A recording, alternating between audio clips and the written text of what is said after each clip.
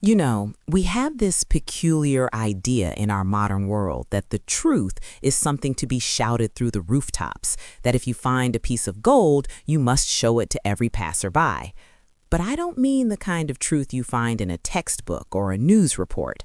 I mean when you really begin to see, when the veil of social conditioning drops and you realize who you actually are. And here's what nobody tells you. That realization is actually quite dangerous to the people around you. Do you ever feel like you're holding a lightning bolt in a world made of cardboard? There is a secret you must keep, not out of malice, but out of a profound kind of love. Nobody tells you this, but the moment you start to wake up, you become a bit of an outsider in your own life. You sit at the dinner table listening to the chatter about politics, celebrities, or the latest office drama, and you feel like a ghost haunting a room of mannequins. Do you ever feel an exhausting weight in your chest when you try to fit in? Do you find yourself performing a character just so you don't upset the social equilibrium? Here's where the danger begins. You see, the world as we know it is built on a collective agreement to take things very seriously. We agree that the game of who has the most money or who is the most important is a matter of life and death. But what if everything we've been taught is backwards? What if your sudden lack of interest in the rat race isn't a sign of depression, but a sign of awakening? Pause. I want to reveal to you why your most profound insights cannot be shared with just anyone. Most people are terrified of the dark, and you, my friend, have started carrying a very bright lantern. Let me share with you why silence is your greatest shield and your most potent gift. Let me share 4 things about the dangerous secret of the highly conscious soul.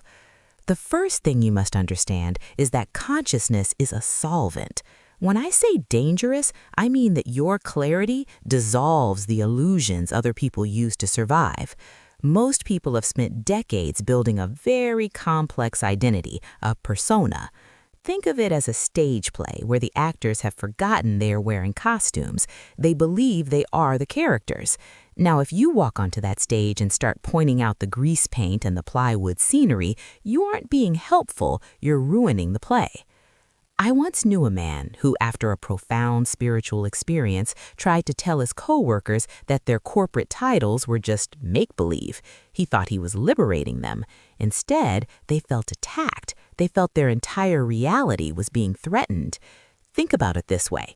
If a man is walking a tightrope, you don't shout at him that the rope isn't real. Pause. He'll fall. This is why the wise person keeps the secret of the play. They let the actors act while they watch from the wings with a quiet smile. The second, even more important thing is the teacup paradox. This is the impossibility of communicating the infinite using finite words. It's like trying to pour the entire ocean into a tiny porcelain teacup. Pause. The ocean is vast, roaring, and alive. The teacup is small, rigid, and fragile. When you try to describe the feeling of oneness or the realization that time is an illusion to someone who hasn't felt it, the words come out sounding like nonsense or worse, like arrogance. You've probably felt that instant sting of regret after trying to explain a deep realization to a friend, only to have them look at you with pity or confusion. Music soften. You cannot force a flower to bloom by pulling at the petals. The secret must be kept because the moment you try to put it into words, it isn't the secret anymore. It's just words, and words are just fingers pointing at the moon. Most people will spend their whole lives biting the finger and wondering why it doesn't taste like moonlight. And that's the secret. The truth is felt, never told. The third thing, which is perhaps the most insidious, is the trap of the spiritual ego. But here's what nobody tells you. The most dangerous person to your awakening is you. The moment you start thinking, I am more conscious than they are, or I have a secret they don't, you have fallen back into the trap. You've just traded a secular ego for a spiritual one.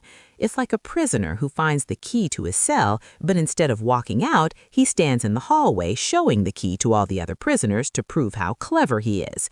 Watch what happens in nature. Does the sun announce its presence? Does it say, "Look at me, I'm illuminating the world"? No, it just shines. It doesn't need to be recognized. If you feel a desperate need to tell everyone how awakened you are likely just seeking validation for a new mask. The real secret is that there is no you to be superior. The dangerous secret is that you are just as ordinary as the person you think is unconscious. This is where it gets interesting. The ultimate secret is that there is no secret, but you must be silent to realize it. And the fourth and the most critical of all is the law of discernment. Think of your inner peace as a garden. To have a beautiful garden, you must have a fence, not to keep the world out, but to keep the weeds from being trampled in. When you share your deepest vulnerabilities and insights with those who aren't ready to hear them, you are essentially inviting people to trample your seedlings.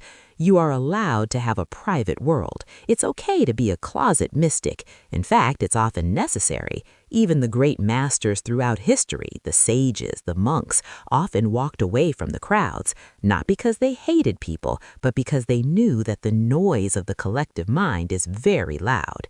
If you throw your pearls before those who can't see their value, don't be surprised when they're mistaken for pebbles.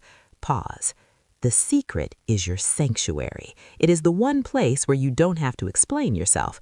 And that, my friend, is the ultimate freedom. So here we are back to where we started. Pause. We began with the idea that you are holding something dangerous, something that needs to be hidden. But all of these points connect to a singular, beautiful reality. The secret isn't something you're hiding from people, it's something you're holding for them. The beautiful secret is this: you don't have to wake people up. Your only job is to stay awake yourself. Music soften. You are not broken because you feel different. You are not failing because you can't engage in small talk anymore. You are simply becoming a window. When a window is perfectly clean, you don't see the window, you see the view. By keeping your secret, by staying silent and centered, you become a space where other people can eventually find their own light. You are not a teacher, you are a reminder. The next time you find yourself at a social gathering, feeling that urge to explain yourself or defend your path, just stop. Take a breath. Remember what we've explored today. Smile inwardly at the play happening around you. You don't need to say a word to be a light in the room. After all, you are the universe experiencing itself through the eyes of a quiet observer. This is the dance we're all part of. And so, the journey continues. Pause. The game never ends.